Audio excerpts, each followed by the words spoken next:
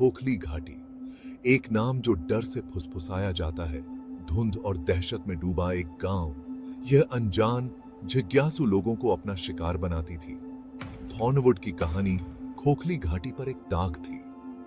यह एक शिकारी था और यह भूखा था। थी। चार दोस्त, जवान और मूर्ख, गांव के किनारे पर खड़े थे। थॉर्नवुड की कथा से आकर्षित, वे रोमांच चाहते थे, बताने के लिए एक कहानी। उन्होंने उस भूख को कम करके आंका जो उनका इंतजार कर रही थी। जेक था संशयवादी, वह सबूत चाहता था, कहानियों का मजाक उड़ाता था। एमिली साहसी, हमेशा अज्ञात निषिद्ध की तलाश में। बेन शांत वाला, एमिली की संक्रामक जिज्ञासा से आकर्षित। और माया निंदक, वह मजाक उड़ाने, अपने दोस्तों को गलत साबित करने के लिए साथ आई थी। सूरज क्षितिज से नीचे उतरते ही वे अंदर दाखिल हुए। ऊंचे ऊंचे मैदानों पर लंबी भयानक परछाइयां पड़ रही थीं। हवा ठंडी हो गई, भारी, मानो कोई अनदेखी हस्ती उनकी हरकत पर नजर रखे हुए हो। जब उन्होंने जंग लगे फाटकों को धक्का दिया तो वे विरोध में कराह उठे। एक चेतावनी जिसे उन्होंने अपने युवा अहंकार में नजरअंदाज कर दिया। अंदर की हवा धूल और सड़न से भरी हुई थी। फफूंदी और कुछ और भयानक गंध उनके नथुनों में भर गई। टॉर्च की रोशनी छीलने वाले पेंट और जंग लगे चिकित्सा उपकरणों पर नाच रही थी। उनका हर कदम गुफा जैसे हॉल में गूंज उठा। उनके डर को बढ़ाना, उनका साहस फीका पड़ने लगा। उसकी जगह एक रेंगती हुई बेचैनी ने ले ली। उन्हें शरण के पूर्व रोगियों के अवशेष मिले, कुर्सियों पर जंजीरों से जकड़ा हुआ, जंग लगे तख्तों पर फफूंदी लगे गद्दे। एक गुरनी उलटी पड़ी थी, उसके चमड़े के पट्टे फटे और फटे हुए थे, मानो कुछ टूट गया हो। अचानक शोर हुआ, ऊपर की मंजिल से खुरचने की आवाज। उनके सिर ऊपर उठे, दिल एक साथ धड़क रहा है। जेक ने अपना डर छिपाने की कोशिश करते हुए घबराहट से हंसते हुए कहा, बस चूहे, उसने कहा, लेकिन उसकी आवाज से उसके संदेह का पता चल गया। वे थॉर्नवुड के दिल में और गहराई तक जाते रहे। उनका हर कदम उन्हें अंधेरे के करीब ले जा रहा था, सच्चाई के लिए। जब रिहा शाह, जैसे ही वे शरण के तहखाने में उतरे, हवा काफी ठंडी हो गई। उनकी टॉर्च की रोशनी ने एक भारी धातु के दरवाजे का खुलासा किया, ताला लगा दिया। यह यहां होना चाहिए, एमिली फुसफुसाई। सर्जन की खो। किंवदंती थी कि सर्जन थॉर्नवुड का डॉक्टर था, जीवन और मृत्यु के रहस्यों को जानने के लिए जुनूनी। एक भारी आवाज के साथ जेक ने ताला अंदर घुसा दिया। दरवाजा खुल गया, जिससे एक अंधेरी मिट्टी की सुरंग दिखाई दे रही थी। वे किसी प्राचीन वस्तु से टकरा गए थे, कुछ बुराई। भाग 5। रक्त में एक रेवलेशन। सुरंग एक बड़े गोलाकार कक्ष में खुलती थी। हवा भारी, दमनकारी थी। सड़न की दुर्गंध लगभग असहनीय। कक्ष के केंद्र में एक पत्थर की वेदी और उस पर एक ऐसा नजारा जिससे उनका खून ठंडा हो गया। एक आकृति वेदी से बंधी हुई पड़ी थी। उसके अंग अप्राकृतिक कोणों पर मुड़े हुए थे। मांस पीछे हट गया, जिससे हड्डी और नसें दिख रही थीं। शल्य चिकित्सा उपकरण उसके चारों ओर बिखरे पड़े थे, किसी ऐसी चीज से ढका हुआ जो मंद रोशनी में भी चमक रही थी। रक्त। कक्ष में एक धीमी गड़गड़ाहट गूंज उठी।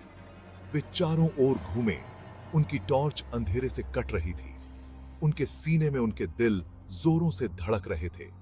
और तभी उन्होंने उसे देखा, एक विशाल आकृति छाया में डूबी हुई। उसकी आंखें एक क्रूर रोशनी से चमक रही थीं। यह उनकी ओर बढ़ा, धीमा और जानबूझकर। सर्जन वापस आ गया था।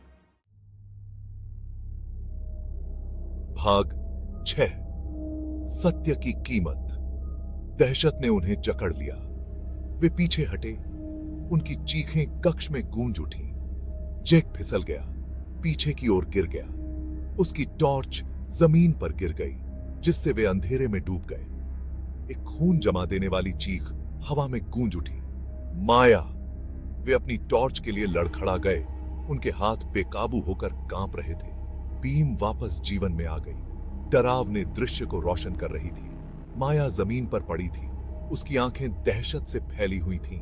उसका गला चीर दिया गया। सर्जन उसके ऊपर खड़ा था। उसके जबड़े से खून टपक रहा था। उसने अपनी निगाहें उन पर टिका दी। उसकी आंखें एक अतृप्त भूख से जल रही थीं। वे फंस गए थे। शिकार किया। उनकी जिज्ञासा ने उन्हें इस क्षण तक पहुंचाया था, इस दुःस्वप्न के लिए, और अब वे कीमत चुकाएंगे। जैसे ही सर्जन आगे बढ़ा, उनकी चीखें कक्ष में भर गईं। उनकी किस्मत सील कर दी गई। भाग 7। थॉर्नवुड से एस्केप। सर्जन ने वार किया। पंजे मार रहे हैं। पेन ने हताश साहस के क्षण में एमिली को एक तरफ धकेल दिया। हमले का खामियाजा भुगतना पड़ा। उसकी चीख अंधेरे से चीरती हुई निकली। एमिली पीछे हट गई। उसकी आंखें दहशत से फैली हुई थीं। उसने एक क्षण भंगुर अवसर देखा। वेदी के पीछे छिपा एक संकरा रास्ता। बिना किसी हिचकिचाहट के वह उसकी ओर बढ़ी। तंग जगह से गुजरना, वह अपने पीछे सर्जन के क्रोधित गरजने की आवाज सुन सकती थी। हड्डी का बीमार कर देने वाला क्रंच, उसके दोस्तों की हताश दलीलें, लेकिन उसने पीछे मुड़कर नहीं देखा। वह ठंडी रात की हवा में सांस लेने के लिए हांफते हुए निकली, अपने दोस्त के खून में लथपथ, उन भयावह घटनाओं से प्रेतवाधित जिन्हें उसने देखा था। जब तक वह गांव की सुरक्षा तक नहीं पहुंच गई, तब तक वह दौड़ना बंद नहीं की। थॉर्नवुड के दुस्वप्न को पीछे छोड़ते हुए उसके दोस्तों की याद आते ही स्किटकिन दोस्तोवस्की थी। भाग 8। फुसफुसाहट बनी रहती है। एमिली की कहानी को गांव ने डरावनी और गंभीर स्वीकृति के मिश्रण से सुना।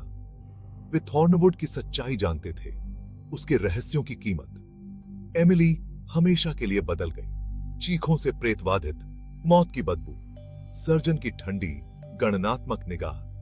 थॉर्नवुड पागल खाना अभी भी खड़ा है। खोखली घाटी के किनारे पर एक मूक प्रहरी, उस अंधेरे का एक वसीयतनामा जो सतह के नीचे दुबका हुआ है।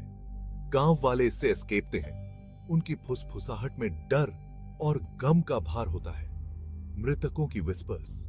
कुछ लोग कहते हैं कि सर्जन अभी भी इसकी दीवारों के भीतर शिकार करता है, अनजान लोगों को खा रहा है। जिज्ञासु। एक द्रुतशीतन अनुस्मारक कि कुछ दरवाजे बंद ही रहने देना बेहतर है, कुछ रहस्य दबे रहना ही अच्छे हैं, और कुछ जगहों को भूला देना ही अच्छा होता है। लेकिन फुसफुसाहट बनी रहती है। खोखली घाटी के बीचों बीच इंतजार कर रहे भयावहता की एक द्रुतशीतन याद दिलाता है। थॉर्नवुड पागल खाने की छाया